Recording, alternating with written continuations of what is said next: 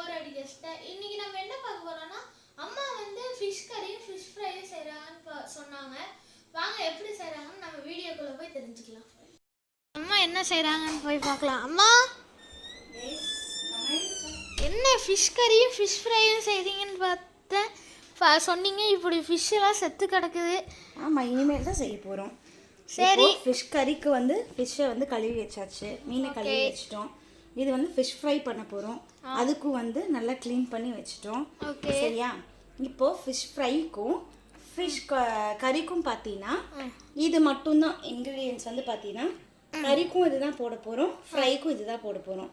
தேங்காய், ஒரு 4 பூண்டு, கொஞ்சம் சோம்பு, அதுக்கப்புறம் இந்த சின்ன வெங்காயம் எடுத்து வச்சுருக்கோம். இன்னும் அது வந்து உரித்து கட் பண்ணணும். சின்ன வெங்காயம் இவ்வளோ போதும், ஒரு 10-12 சின்ன வெங்காயம் போதும். புளி வந்து இங்கே ஊற வச்சுருக்கேன்.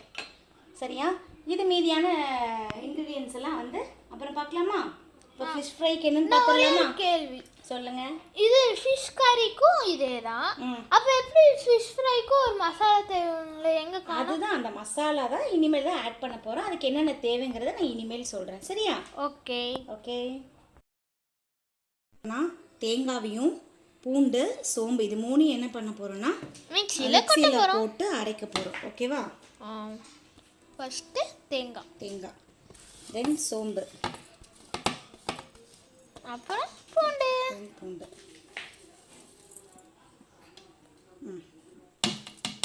போட்டு நைஸாக அரைக்க போகிறோம். அரைச்சிட்டு சொல்கிறேன் என்னென்ன போடணும் சேர்க்கணுன்னு. ஓகே, இது அரைக்க தாங்க போகிறோம்.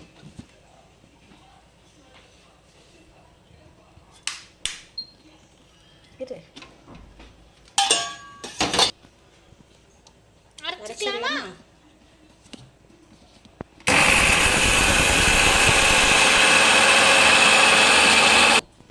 இப்போ கொஞ்சம் தண்ணி ஊற்றி அரைச்சிக்கலாம். ஓகே, ரொம்ப தண்ணியாகவும் அரைக்கக்கூடாது.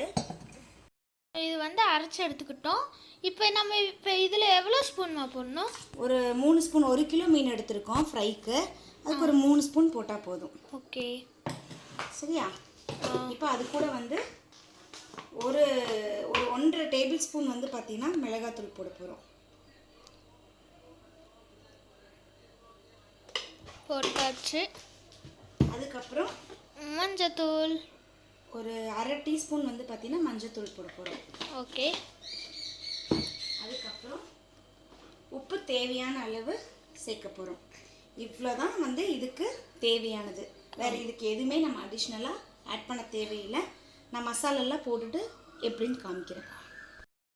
ஓகே தம்பி, நம்மளும் மசாலாலாம் போட்டு ரெடி பண்ணியாச்சு.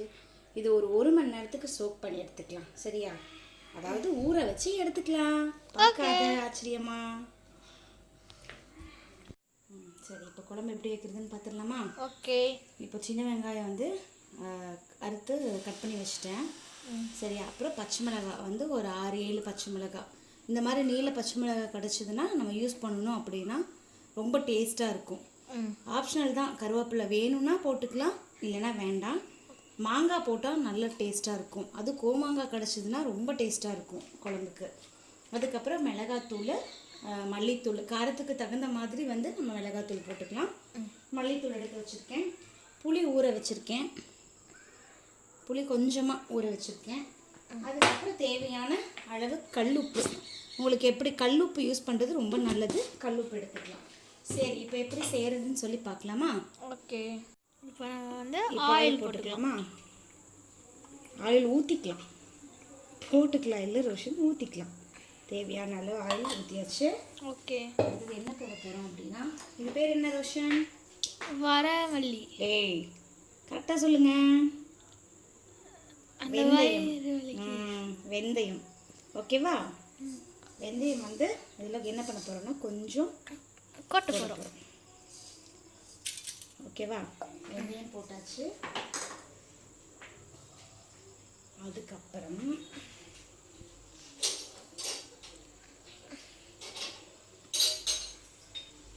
வெந்தயம் போட்டு கொஞ்சம் செவக்கணும். ஓகே. இப்போ ப்ரௌன் கலர் ஆயிடுச்சு. இப்போ வந்து இந்த பச்சை மிளகாய், வெங்காயம், கருவேப்பிலையெல்லாம் இதில் போடணும்.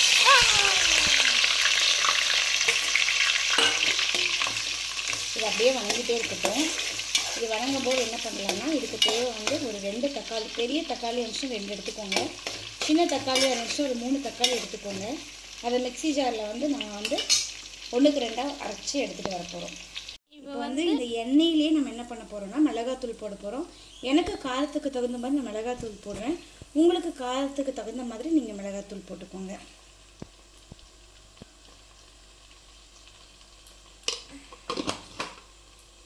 இந்த ரெட் கலர் இந்த எண்ணெயிலேயே நம்ம ஏன் வந்து இந்த மிளகாத்தூளை போடுறோம் அப்படின்னா நல்லா குழம்பு வந்து நல்லா ஒரு ரெட் கலரில் கொடுக்கும் நம்மளுக்கு ஃபைனலாக. இப்போ ரெட் கலராக கொடுத்துருச்சு. பபிள்ஸ் பாருங்க. இப்போ அது கூட வந்து பார்த்தீங்கன்னா ஒரு 1/4 டீஸ்பூன் இல்லை 1/2 டீஸ்பூன் வந்து மஞ்சள்தூள் ஆட் பண்ணிக்கோங்க. இது நல்லா இது பண்ணிக்கோங்க, கலரிக்கோங்க. இதை வந்து நான் சொன்னேன் இல்லைங்களா தக்காளி, ரொம்ப ஃபைன் பேஸ்ட்டாக இல்லாமல் கொஞ்சம் திரியாக அரைச்சி எடுத்துக்கோங்க. அதை நம்ம இதில் இப்போ சேர்க்க போகிறோம்.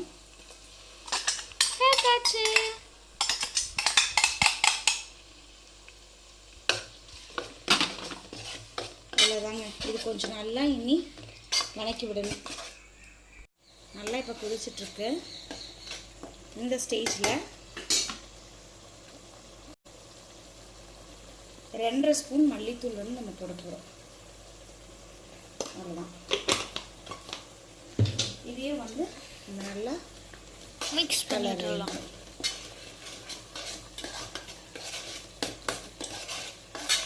மல்லி வாசம் வந்து போகணும்.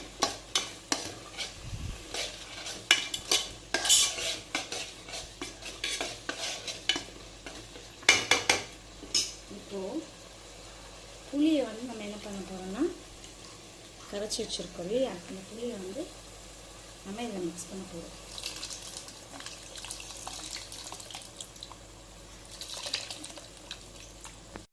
இப்போ நம்ம வந்து தேவையான அளவுக்கு கல்லுப்பு, தேவையான அளவு கல்லுப்பு பார்த்தீங்கன்னா தேவையான அளவு நம்ம வந்து கல்லுப்பு சேர்க்க போகிறோம். ஏன் அப்படின்னா கல்லுப்பு சேர்க்குறோன்னா கல்லுப்பு சேர்க்கும் போது கொஞ்சம் டேஸ்ட் வந்து இன்னும் அதிகமாக இருக்கும் நம்மளுக்கு, அதுக்காக கல்லுப்பு சேர்த்துக்கோங்க. அடுத்தது இப்போ நல்லா இந்த குழம்பு வந்து கொதிக்கட்டும். கொதிச்சதுக்கு அப்புறம் நம்ம இந்த மாங்காவையும் இந்த மசாலாவையும் ஆட் பண்ண போகிறோம். வெயிட் பண்ணுங்க. இங்கே குழம்பு கொதிச்சிட்ருக்கு, இங்கே டீ கொதிச்சிட்ருக்கு. டயர்ட் ஆகிட்டோம்ல, அதனால இஞ்சி டீ போட்டிருக்கேன். இஞ்சி டீ பிரேக். சரி, ஓகே. இப்போ இந்த குழம்புக்கு வந்து என்ன ஆயிடுச்சு அப்படின்னா ஒன்றும் ஆகலை. இனிமேல் தான் நம்ம என்ன பண்ண போகிறோம் அப்படின்னா அரைச்சி வச்சோம் இல்லையா தேங்காய் பேஸ்ட்டு, எஸ், அதை வந்து இதில் வந்து நம்ம என்ன பண்ண போகிறோம்னா ஆட் பண்ண போகிறோம்.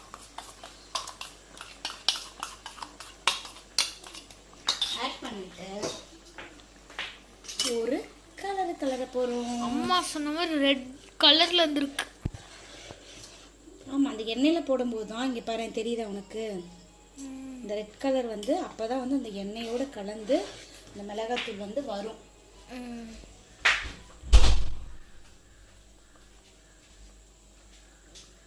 மிளகாத்தோடு வரும். இப்போ என்ன பண்ண போகிறோம் அப்படின்னா இந்த மாங்காய் இருக்கு இல்லையா, இந்த மாங்காவை இதில் அப்படியே ஆட் பண்ண போகிறோம்.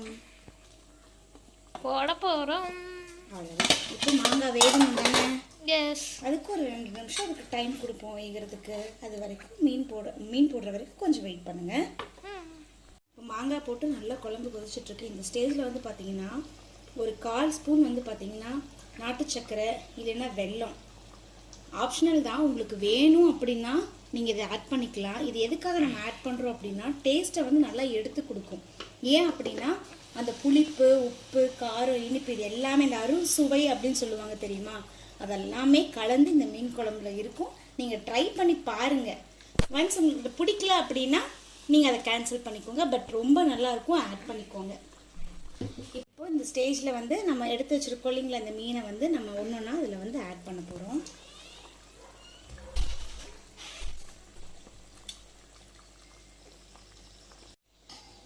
ஓகேங்க, நம்ம சுவையான மீன் குழம்பு ரெடி ஆயிடுச்சு.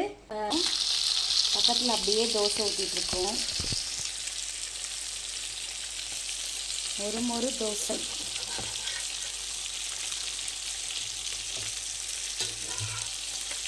அவ்வளோதான். நாங்கள் எல்லாம் நல்லா மீனெல்லாம் சாப்பிட்டு ரொம்ப ஹெவியானதுனால நைட்டு நாங்கள் போய் ஐஸ் கோலா வாங்கலான்னு சொல்லிட்டு நாங்கள் கிளம்பிட்டோம்.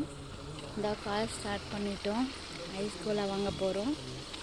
இவங்க சைக்கிளில் முன்னாடி போகிறாங்க, நாங்கள் அவங்க பின்னாடியே போகிறோம்.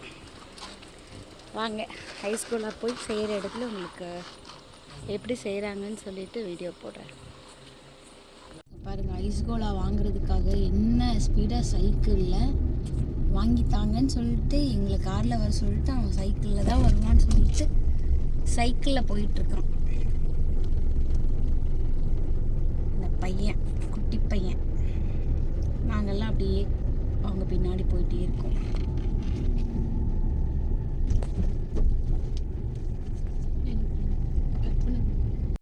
போட்டி போட்டு சைக்கிள் ஓட்டிகிட்டு இருக்காங்க. இப்போ தம்பி ஓட்டி முடிச்சுட்டு இப்போ அக்கா ஓட்ட போகிறா. குல்ஃபி அந்த கடையில் குல்ஃபி கிடைக்கலங்க, அதனால நாங்கள் ஐஸ் கோலா கிடைக்கல, அதனால இப்போ நாங்கள் வந்து ஆர்எஸ்புரம் கூட்டிகிட்டு போங்கன்னு சொல்லிட்டு இருக்கோம். பட் இங்கே எப்படின்னு தெரியல. அப்படி போனோம் அப்படின்னா கண்டினியூ பண்ணுறோம். நம்ம அங்கே சுற்றி இங்கே சுற்றி நேராக ஸ்ரீ குல்ஃபி வந்தாச்சு. இது வந்து ஆர்எஸ்புரத்தில் லொக்கேட் ஆகிருக்கு.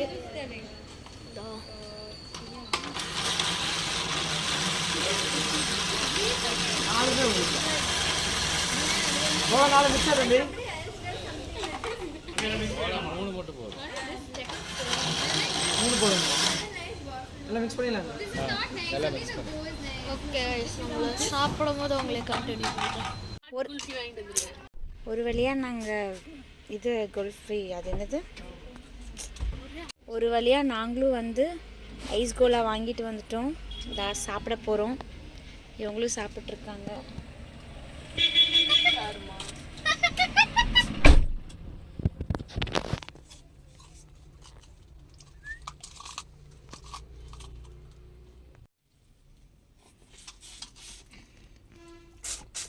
சாப்பிட்டு பாருங்க, செமையா இருக்கு. பாட் ஐஸ்கிரீம் வாங்கிட்டீங்களா? வாங்கியாச்சு, சாப்பிட்ருக்காங்க. நீங்களும் வந்து ட்ரை பண்ணி பாருங்க. நம்ம இதோட வீடியோ முடிக்க போகிறோம். உங்களுக்கு வீடியோ பிடிச்சிருந்துச்சுன்னா லைக் பண்ணுங்க, ஷேர் பண்ணுங்கள், கமெண்ட் பண்ணிட்டு சப்ஸ்கிரைப் பண்ணிட்டு பெல் பட்டனை தட்டி விட்டுருங்க. உங்களை நெக்ஸ்ட் வீடியோவில் மீட் பண்ணுறேன். தேங்க்ஸ் ஃபார் வாட்சிங். Tata, see you, bye.